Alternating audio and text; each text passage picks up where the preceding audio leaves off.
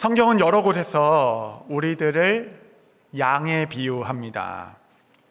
그 이유는 우리의 영적 습성이 그 양의 습성과 아주 흡사하기 때문에 그렇습니다.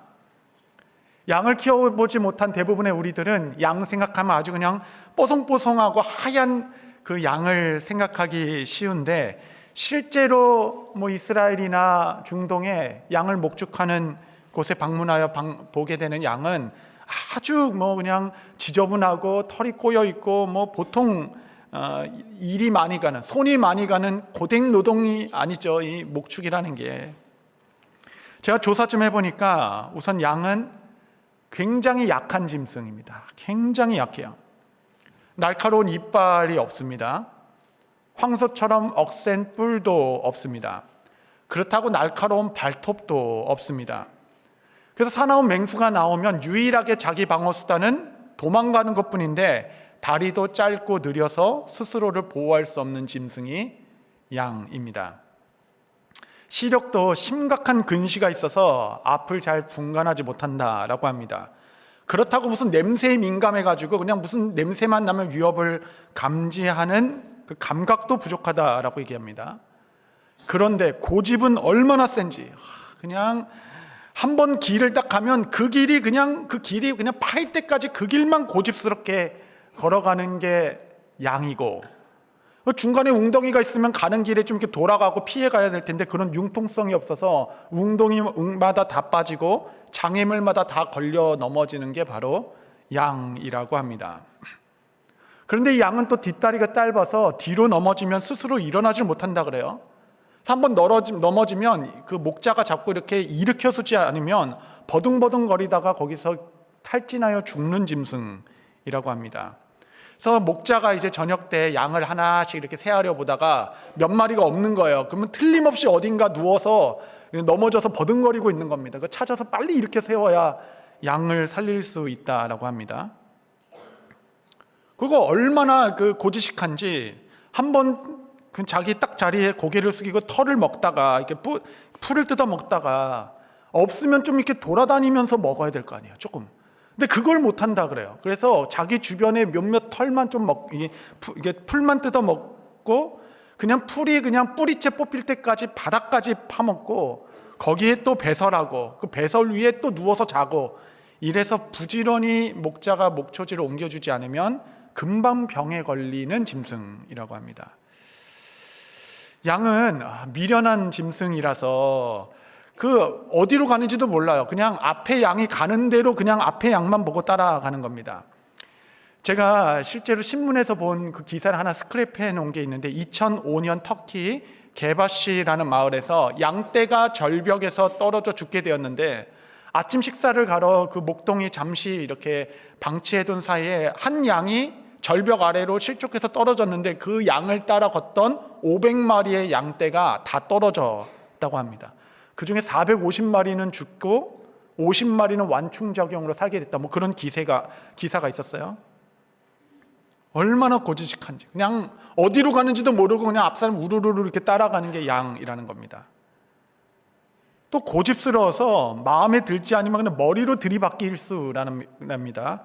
때론 목자도 마음에 안 들면 그냥 머리로 그냥 들이박는다라고 하죠.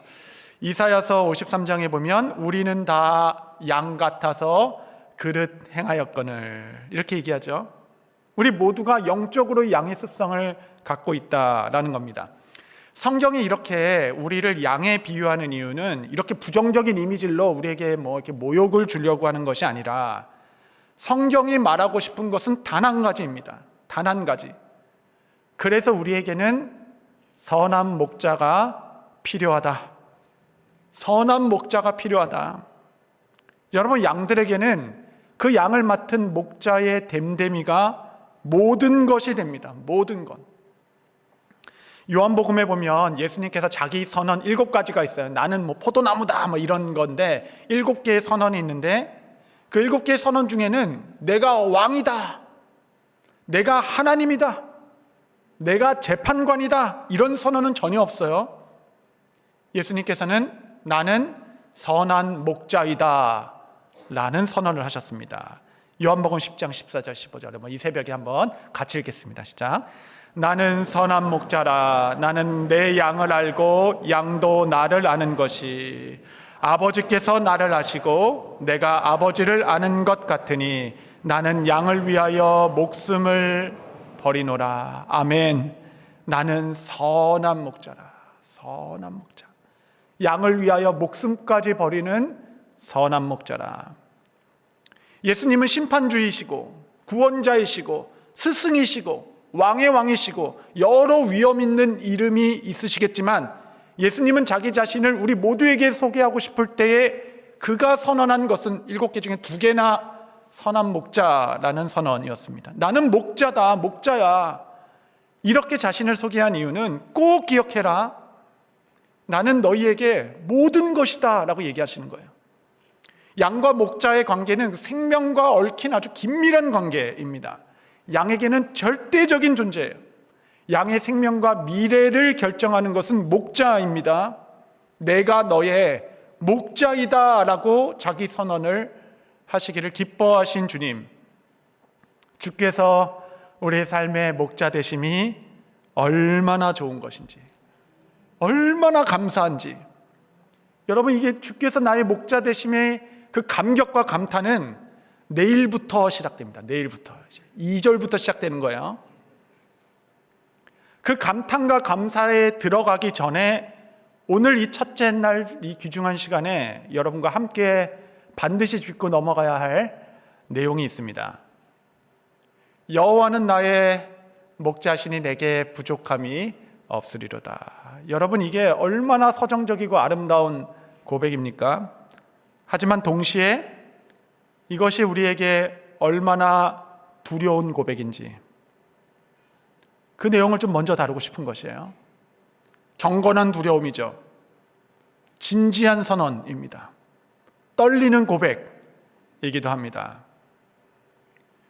여러분, 여호와는 나의 목자시니 내게 부족함이 없으리로다. 이 시편은 여러 주장들이 있지만 가장 보편적인 해석은 다윗이 광야에서 사울에게 쫓길 때 쓰인 시라는 겁니다. 사울에 쫓기고 동굴에 숨어 지내고 가족이 다 붕괴되었고 정말 이 블레셋 앞에서 미친 척하면서 살아남아야 했던 시절, 그때 그는 광야에서 여전히 하나님을 노래하며 여호와는 나의 목자시니 내게 부족함이 없습니다. 내게는 주님이 나의 쉴만한 물가 되시고 나는 주님 외에 어떤 것도 구하지 않겠습니다. 여러분, 이 고백은 이러한 다윗의 영성을 담고 있는 것입니다. 이 시가 너무 아름다워서 우리는 이 시를 생각하면 푸른 초장 막 그런 것만 생각하기 쉬운데 이 고백 안에는 단순한 위로와 어떤 감정적 위로만 담고 있는 것이 아니라 나의 삶 전체를 하나님의 통치 아래 두겠다라는 급진적 결단, 나의 삶을 송두리째 하나님께 내어드리겠다, 내가 어디를 가든지 무엇을 하든지 두려움 없이 이 목자 되신 주님의 인도하심을 따라 걷겠다라는 신앙의 선언을 담고 있는 말씀입니다. 여러분, 진정한 신앙생활의 시작이 언제 열리는지 아십니까? 진정한 신앙생활의 시작, 그것은 나는 나의 목자이다 라는 사실을 내려놓기 시작할 때, 나는 나의 목자가 아니다 라는 것을 마음 깊은 곳으로 받아들이기 시작할 때, 여러분, 신앙생활은 그때부터 진짜로 시작되는 겁니다. 여러분, 이 신앙 고백을 하는 데 있어서 어쩌면 평생 걸릴지도 모르겠어요. 저도 마찬가지입니다. 여전히 씨름하고 있어요. 나는 양이야. 우둔하고 약하고 미련해서 내 스스로를 이끌 수 없는 자인 것을 알지만 그럼에도 내 뜻대로 하고 싶고 내 생각을 좀 고집하고 싶고 나의 인생의 뱃머리를 내가 좀 주장하고 싶고, 여러분, 여전히 이런 싸움이 있는 것이 제 안에 있는 현실입니다. 누구나 자기 인생을 스스로 책임지고 싶어 합니다. 내 삶의 주인이 나야 이렇게 말하고 싶어 하죠. 여러분, 이렇게 한다면 마치 자유롭고 행복할 것 같지만 사실은 버겁습니다. 내 인생을 내가 운전하고 경영하고 책임진다는 것은 자유로운 것처럼 보이지만 사실 양들에게 그것은 자유가 아니라 형벌입니다. 그것은 유기예요. 유기. 내버려둠. 목자가 너 마음대로 해. 그렇게 약하고 미련하고 우둔한 자를 버려두는 것이죠. 우리는 우리 스스로를 통제하고 이끌어가려고 하지만 결국 지치고 절망하게 되는 자들입니다. 내 삶의 주인, 나의 소속 되시고 나를 인도하시고 먹여주시는 주님이 계시니 제게는 부족함이 없을 것입니다. 여러분, 이것은 감사의 찬가이기도 하지만 동시에 누군가에게는 눈물의 결단이기도 한 것입니다. 이 고백의 다른 말은 나는 예수님 한 분만으로 만족하겠습니다 라는 선언이기 때문에 그렇습니다. 나는 어떤 경우에도 그의 선하심만 믿고 따르겠습니다. 여러분, 지난 수천 년간 이 시편 23편의 고백은 누구의 입술을 통하여 선언되어 왔는가? 여러분, 그걸 알아보는 것이 중요하죠. 여러분, 이 고백은 생사의 기로에 선 아픈 자식을 돌보며 이 생명을 하나님께 맡기겠다라는 어머니의 신앙 고백, 기업의 존폐의 위기 앞에서도 나는 하나님 앞에서 정직하게 사업하겠습니다 라는 그 결단의 기도, 이제 더 이상 아무것도 할 것이 없습니다 라고 시한부 선고를 받았을 때에 그 환자가 드리는 떨리는 기도, 내가 상황이 최악으로 치닫더라도 여호와는 나의 여전한 목자 되시니 나는 부족할 것이 없을 것입니다. 예수님이 나의 목자 되신다는 건 인생의 주재권을 의미합니다. 나는 예수로만 만족합니다 라는 것은 인생의 목적성을 이야기합니다. 이것은 성령 충만하여서 막 기쁘게 올려드리는 찬가가 되기도 하겠지만 내 인생이 가루가 되어 드릴 수 있는 순결한 고백이 되기도 했습니다. 이 고백을 말씀으로 붙들고 내 인생의 계획을 내려놓기 시작하며 단순하게 목자 되신 주님을 따르기 시작할 때 여러분의 삶은 상상하지도 못한 역사가 펼쳐지게 됩니다. 주께서 나의 목자 되심을 받아들이고 내가 그분만으로 만족하기로 시작할 때 비로소 여러분은 위대한 신앙의 여정이 펼쳐지게 됩니다. 여러분, 이후 내일부터 다른 2절부터 6절까지의 모든 약속들은 다 약속들입니다. 이 1절의 신앙 고백이 없는 자에게는 전혀 상관없는 이야기들이 될 것이에요. 2005년에 제가 한국에서 이제 유학기를 미국으로 오를 계획을 갖고 있었습니다. 근데 아무리 생각해도 너무 걱정이 되는 거예요. 뭐 돈도 없고 아는 사람도 없고 도대체 저를 어느 학교에서 받아줄 것이며 아는 사람 하나 없는 미국에서 무엇을 의지하며 간다는 것인가. 이제 토플 시험을 눈앞에 두고 있는데 막 공부도 안 되고 막 집중이 안 되는 거예요. 그래서 이거 되지도 않는 공부 붙잡고 있지 말고 책을 딱 잡고 안 되겠다. 기도원으로 올라가자. 기도원으로 올라가서 내가 하나님의 뜻을 확실히 할 때까지 내가 금식하며 기도하겠다. 그래서 굳은 결심에 제가 기도원에 올라가가지고 그냥 짐을 싸가지고 내가 금식하겠다 하고 짐을 풀고 제일 먼저 그 뒤에 있는 작은 동산이 있습니다. 기도 동산. 거기로 쫙 올라갔어요. 올라가면서 기도하면서 딱 올라갔습니다. 웬만해선 내가 내려오지 않겠다. 그리고 딱 올라가서 기도하고 바로 짐 싸고 내려와서 서울로 돌아왔습니다. 왜냐하면 하나님께서 그 올라가는 그 반나절 만에 이미 제게 응답을 주셨어요. 어떤 응답을 주셨냐면 여호와는 나의 목자시니 내게 부족함이 없을 것이다. 이 말씀이 그 기도하러 올라가는 순간에 믿기기 시작하는 겁니다. 갑자기 이 말씀이 믿기기 시작하니 두려움이 없어지기 시작하고 여호와께서 목자 되시고 인도하시는데 부족함이 없을 것이다 라는 말씀이 힘이 되고 확신이 되어 일을 추진할 수 있게 되었죠. 하나님께서 그날 제게 번개와 같이 응답해 주셨습니다. 왜 그런가 생각해 보니까 너가 있어야 할 곳은 기도원이 아니라 도서관이다. 열심히 토플 공부해라. 그래서 그 시간도 아깝다 이렇게 얘기한 거죠. 그 이후로 20년 동안 미국 생활하는 동안 정말 부족함이 없었고 제 잔이 넘쳐났습니다. 사망의 음침한 골짜기도 있었지만 그때마다 주의 지팡이와 막대기로 저를 훈계해 주시고 인도해 주셨습니다. 여호와가 나의 목자시고 나는 주님으로만 만족할 것입니다. 이 두 가지의 신앙 고백, 오늘은 이 두 가지의 신앙 고백을 아멘으로 화답하는 시간입니다. 이 두 가지를 나의 신앙의 가장 든든한 기초로 둘 때 여러분 삶의 위대한 여정의 서막이 될 것입니다. 여러분, 이 새벽을 열며 이 두 가지 고백 위에 우리의 신앙의 기초를 세우기를 원하는 것이에요. 여호와가 나의 목자 되시고 나는 주님으로만 만족할 것입니다. 여러분, 이 두 신앙 고백이 왜 위대한 여정이 되냐면 이 목자는 가만히 계신 분이 아닙니다. 이 목자는 우리로 하여금 어디를 자꾸 끌고 가고 싶어 하세요. 양떼를 끌고 가고자 하는 그분의 목적지가 있으십니다. 보통 우리는 목축하면 그냥 양을 열심히 먹여 그래 살찌워가지고 그냥 잡아먹어야 되겠다, 팔아야 되겠다, 그거밖에 생각을 못 하는데 이 선한 목자는 우리를 살찌우는 데만 목적이 있는 것이 아닙니다. 우리를 궁극적으로 이끌고 가고 계신 분이 있으세요. 가고 싶은 목적지가 있으세요. 그래서 그 선한 목자, 그분만을 나의 실만한 물가로 여기겠다라는 그 고백이 없이는 그분이 인도하시는 길을 흔들림 없이 따라가기가 어렵게 됩니다. 목적지가 있기 때문에 때로는 사망의 음침한 골짜기도 가는 것이에요.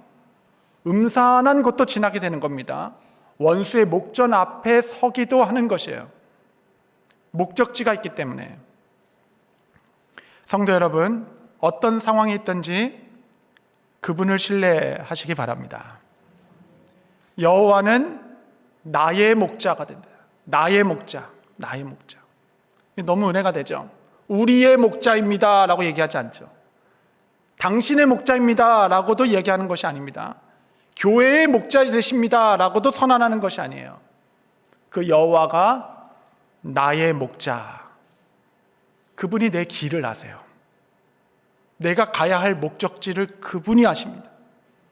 이것은 가장 개인적이고 친밀한 그 목자와 나와의 1대1의 관계에서의 말씀이에요. 내게 부족함이 없습니다. 이 6절밖에 되지 않는 이 말씀에 1인칭으로 나의 목자, 내게 나를 쉴만한 물가로 나와 함께 하신다. 이 1인칭 나, 이 소유격의 이 호칭이 14번이나 나옵니다. 나의 목자 되신 주는 지금 공동체를 위해서, 열방을 위하여, 가족을 위하여 우리를 희생시키려고 하시는 분이 아니십니다. 그분이 여러분의 길을 하세요.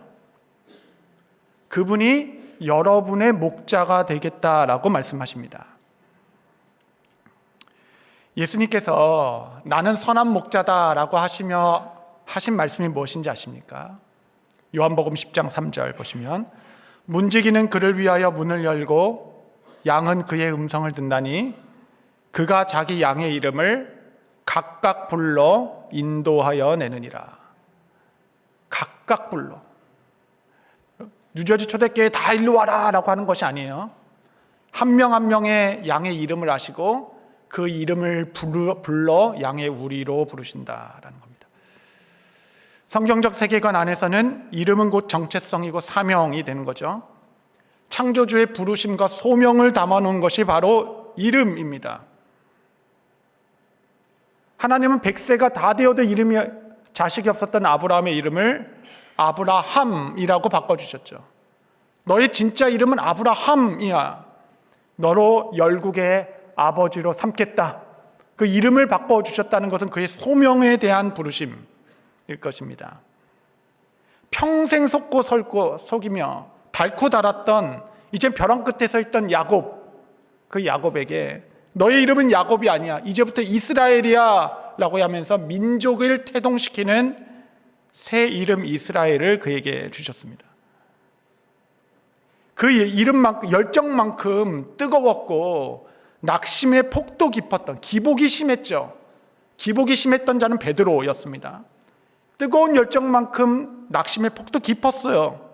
기복이 많았던 베드로에게 아니야, 너의 이름은 게바라, 반석이야, 흔들림 없는 반석, 내가 너 위에 교회를 세울 것이다.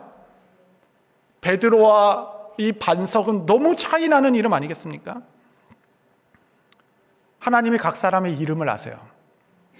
그게 진짜 여러분의 이름입니다. 다윗의 진짜 이름은 내 마음에 합한 자라 라는 이름을 주셨어요. 모세의 진짜 이름은 그의 온유함이 온 지면에 가장 큰 자다라고 말씀해 주셨습니다. 이것이 그 사람을 이끄는 목적지가 되는 겁니다. 내가 너를 거기까지 인도해 낼 것이다. 여러분, 어려움이 가운데 있으신 분 계시죠? 이메일을 많이 받습니다. 말도 안 되는 이유로 실직당하고 어려움 청하는 분이 얼마나 많으신지. 어렵게 미국까지 왔는데 이게 자녀들이 적응을 못해서 다 한국으로 다시 돌아가는 그런 과정도 얼마나 많은지. 여러분이 모든 과정은 여러분에게 새 이름을 주시기 위한 하나님의 과정일 것이에요. 주님은 이름을 주십니다. 여러분, 그 이름은 아무나 받는 것이 아닙니다. 여호와가 나의 목자 되시고 나는 어떤 상황이든 여호와 한 분만으로 만족하겠습니다. 주님 안에서 만족하겠습니다. 이 고백을 따라 단순하고 단아하게, 담대하게 주님을 쫓아가는 자들이 얻을 영광의 면류관, 그것이 이름입니다. 단지 부모의 소망과 기도가 투영된 이름 말고, 세상의 평가가 투영된 세상의 이름 말고, 하나님이 여러분의 진짜 이름을 아십니다. 새 이름을 불러주세요. 그 이름이 불리는 순간 우리는 사명을 받게 되는 것입니다. 제가 믿기로 우리 교회에 하나님께서 새 이름을 지어주셨습니다. 그것은 열방이 복이 되는 교회가 되어라 라는 것이죠. 우리의 모든 결정, 우리의 모든 방향성은 이 부르심에 맞게 사명을 이루어가는 것이죠. 이번 특세에 저의 간절한 기도가 여기에 있습니다.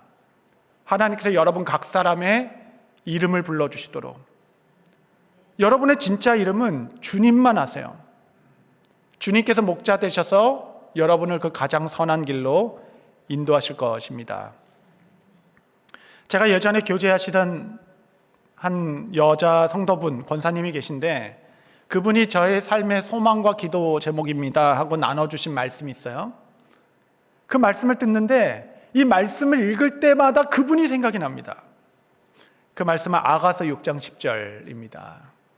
아침 빛같이 뚜렷하고 달같이 아름답고 해같이 맑고 깃발을 세운 군대같이 당당한 여자가 누구인가? 아멘, 아멘, 아멘. 아침 빛같이 뚜렷하고 달같이 아름다우며 해같이 맑고 깃발을 세운 군대같이 당당한 여인. 이 말씀이 그분의 이름이시구나 알게 되었습니다. 이 새벽에 저는 여러분과 함께 이 기도를 좀 드리며 한 해를 시작하고 싶은 겁니다.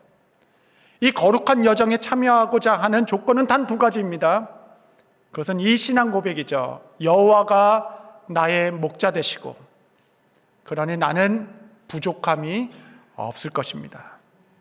그분이 나의 선한 목자 되시고 나의 이름을 아시며 각각 나의 이름으로 불러주신 그 선한 목자의 길로 인도하시며 그 여정 가운데 정으로 나를 쪼개시고 사포질을 하며 주의 아름다운 손으로 빚으시어 그 이름에 합당하도록 우리를 인도하시는 주님만 의지하며 내가 어떤 상황이 있든지 상관없이 예수님 한 분, 그 한 분으로 만족하겠습니다. 이 아름다운 고백을 여러분 올려드릴 때에 이 시편 23편의 모든 약속이 여러분을 향한 신실한 언약이 되어 여러분에게 주신 그 새 이름, 나의 소명, 하나님 나를 어떻게 부르실 것입니까? 그 소명을 듣고 마음에 새기는 정말 복된 특별 새벽 기도의 시작이 되시기를 축복합니다.